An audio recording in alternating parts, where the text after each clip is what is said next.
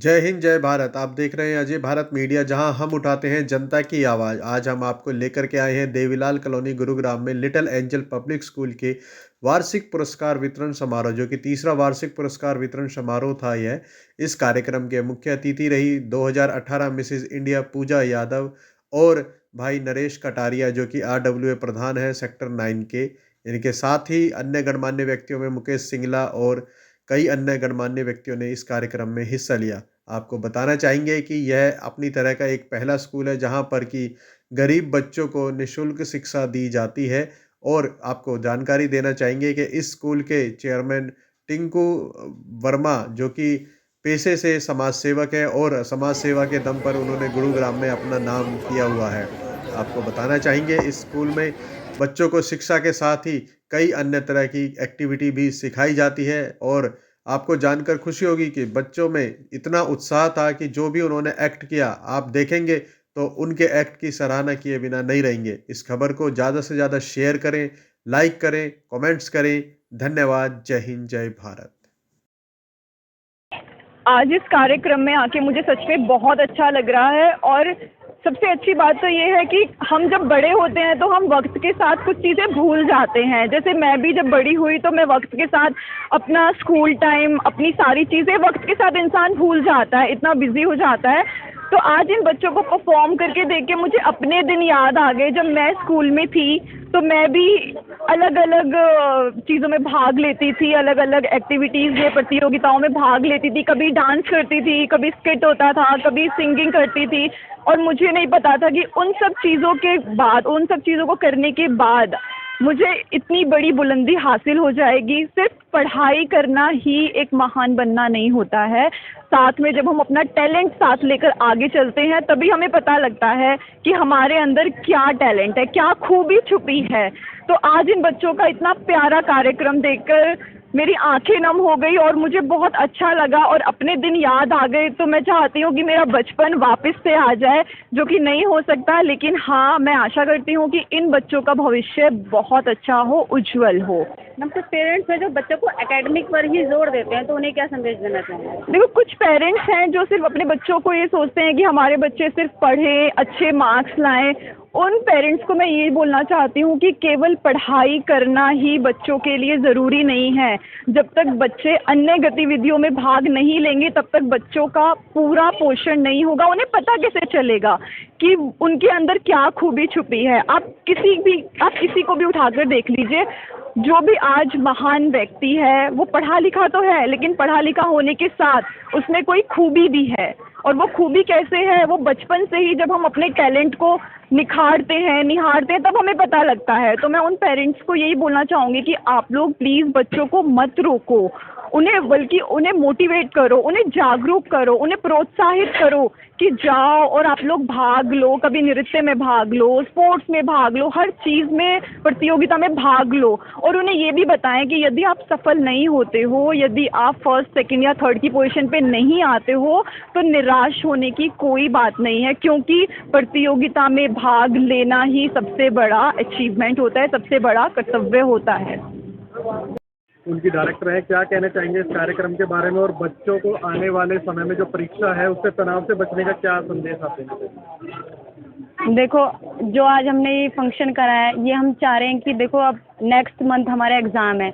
हम चाह रहे हैं कि बच्चों को अपनी एग्ज़ाम की प्रिपरेशन के साथ साथ वो इस साल, चाहे वो आगे अगले स्कूल में जाए, चाहे वो इसी स्कूल में रहे, हम चाहते हैं कि वो अपनी पढ़ाई के साथ साथ और भी अदर एक्टिविटीज़ में भाग ले, ताकि वो उनका पूरी तरीके से विकास हो सके, वो पूरी तरीके से अच्छे बने, अपने अंदर की जो खूबियाँ उनको बाहर निकाले और एक अच्छे इंसान बने, ताकि हमारा अपना स्कूल का एक अच्छा नाम रोशन करें। तो जी, आज स्कूल में जब बच्चे को पढ़ाते हैं माँ बाप, तो उनकी जेब पर बोझ बढ़ता जाता है। ऐसे में आप इस तरह का स्कूल चला रहे हैं जहाँ पर कि आप फ्री एजुकेशन भी प्रोवाइड कर रहे हैं कुछ बच्चों को, क्या कहना चाहेंगे ऐसे माँ बाप के लिए और क्या संदेश है उन स्कूलों के लिए जो महंगाई के कारण शिक्षा को इतनी महंगी बना रहे हैं कि अफोर्ड नहीं कर पा रहे हैं माँ बाप? देखिए, सबसे पहले तो मैं बताना चाहूँगा कि आज से ही नहीं, पिछले 5 वर्षों से 2017 में 5 जुलाई को हमने एक ऑर्गेनाइजेशन की नींव रखी, युवा शक्ति संगठन भारत की, जिसकी ब्रांड एम्बेसडर हमारे साथ में मिसेज इंडिया पूजा यादव हमारे साथ में खड़ी हुई है। और ये अकेले की मेहनत नहीं, काफ़ी लोगों की मेहनत है। जो मेरे साथ कॉलेज में स्टूडेंट्स पढ़ते थे, जो लोग जुड़े, जिन्होंने साथ मिल कर के, ऐसे बच्चे जो शिक्षा से वंचित थे, स्कूल तक नहीं पहुंच पा रहे थे, स्लम क्षेत्र में रहते थे, हमारा एक ही स्लोगन था, स्लम से कलम की ओर, और उसी स्लोगन को आगे बढ़ाते हुए आज हम यहाँ तक पहुँचे।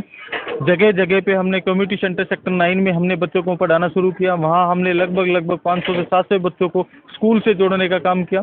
इससे पहले हम फिरोज गांधी कॉलोनी में सेंटर डाला हुआ था, तो वहाँ भी हमने 500-700 बच्चों को विश्वविद्यालय से जोड़ने का काम किया। तो उसी कड़ी में इसी स्कूल की हमने सोचा कि बच्चों को यहाँ से पढ़ा करके हम दूसरी जगह छोड़ देते हैं, लेकिन वो फिर बाद में कंटिन्यू नहीं कर पाते, तो इसलिए हमने ये विद्यालय की नींव रखी कि बच्चों को हम 1 घंटे 2 घंटे नए, हम पूरा जैसे रेगुलर स्कूल लगता है इसी तरीके से हमने ये स्कूल लगाया। और 5/5/2020 में हमने इस स्कूल की नींव रखी और 22 मार्च को कोरोना लग गया, लेकिन हमने पूरा स्ट्रगल किया, पूरी मेहनत की और बच्चों को विद्यालय लाने का प्रयास किया। जब फर्स्ट ईयर था हमारा, उस समय हमारे पास 160 स्टूडेंट थे। नेक्स्ट ईयर हम आए तो 250 हो गए, और इस साल की अगर हम बात करें तो 400 प्लस हो चुके हैं स्टूडेंट। तो मेरा एक ही उद्देश्य है, अच्छी गुणवत्ता, क्वालिटी, और आज कंप्यूटर युग को देखते हुए, साइंस के प्रयोगों को देखते हुए हम बच्चों के लिए साइंस लैब, कंप्यूटर लैब जैसी तमाम सुविधाएं उपलब्ध कराने की कोशिश कर रहे हैं। और ऐसा नहीं है कि शिक्षा व्यवसाय है। मैं आपको बताता हूँ, मेरे यहाँ ऐसे बच्चे हैं जिन्होंने कोविड में, जिनके फादर मदर एक्सपायर हो गए, उनको हमने फ्री ऑफ कॉस्ट पढ़ाने का काम किया है। जिन बच्चों के ऑलरेडी पहले से फादर मदर नहीं है, उन बच्चों की हमने फ्री ऑफ कॉस्ट पढ़ाने का काम किया है। और जो बच्चे ज़रूरतमंद है, बीपीएल की श्रेणी में आते हैं, उन बच्चों को भी हम फ्री ऑफ कॉस्ट पढ़ा रहे हैं। हमारा सिर्फ एक ही उद्देश्य है कि बच्चों को अच्छी शिक्षा मिले और कोई भी बच्चा पैसे के अभाव के कारण शिक्षा से वंचित ना रहे।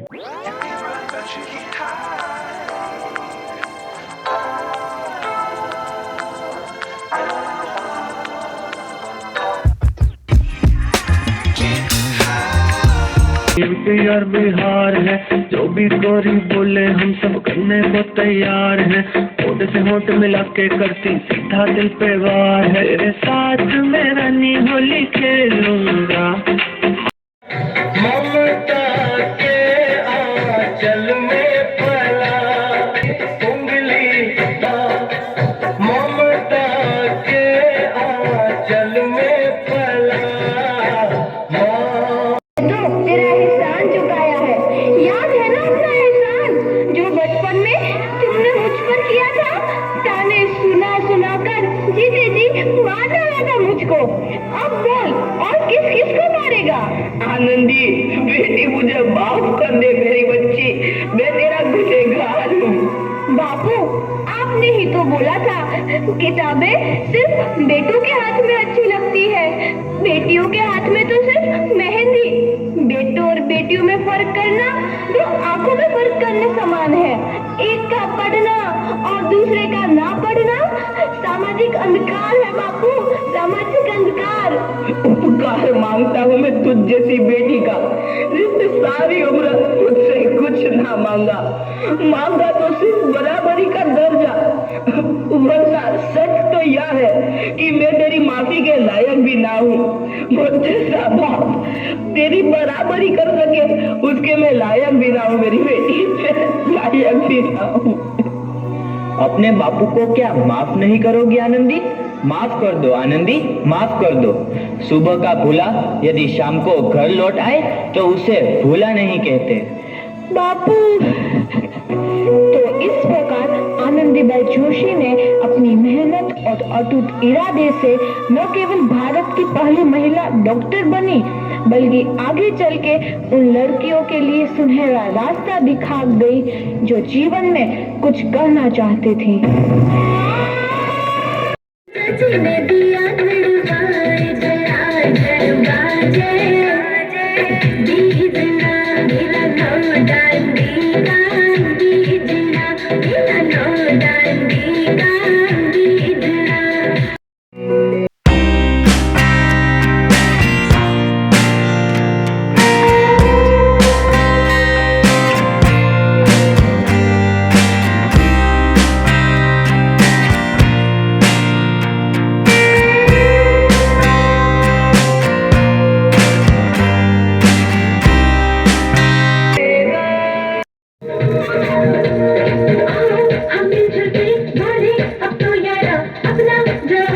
सबसे प्यारा।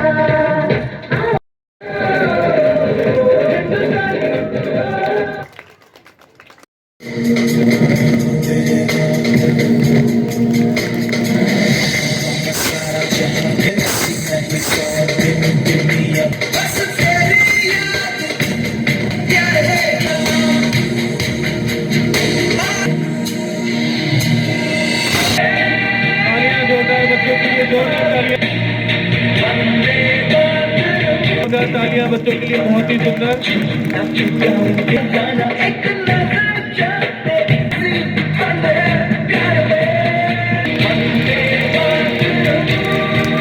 बहुत बहुत सुंदर प्रस्तुति।